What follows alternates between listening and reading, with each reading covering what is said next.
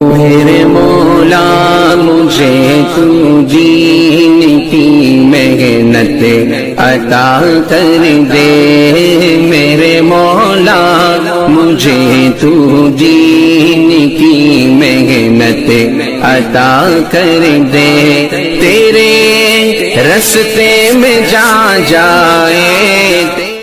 الرحمن الرحیم۔ حضرت عبداللہ بن عمر رضی اللہ عنہما روایت کرتے ہیں کہ رسول اللہ صلی اللہ علیہ وسلم نے ارشاد فرمایا، اسلام کی بنیاد 5 ستونوں پر قائم کی گئی ہے۔ لا الہ الا اللہ محمد الرسول اللہ کی گواہی دینا، یعنی اس حقیقت کی گواہی دینا کہ اللہ تعالیٰ کے سوا کوئی عبادت اور بندگی کے لائق نہیں اور محمد صلی اللہ علیہ وسلم اللہ تعالیٰ کے بندے اور رسول ہے۔ نماز قائم کرنا، زکوٰۃ ادا کرنا، حج کرنا اور رمضان المبارک کے روزے رکھنا۔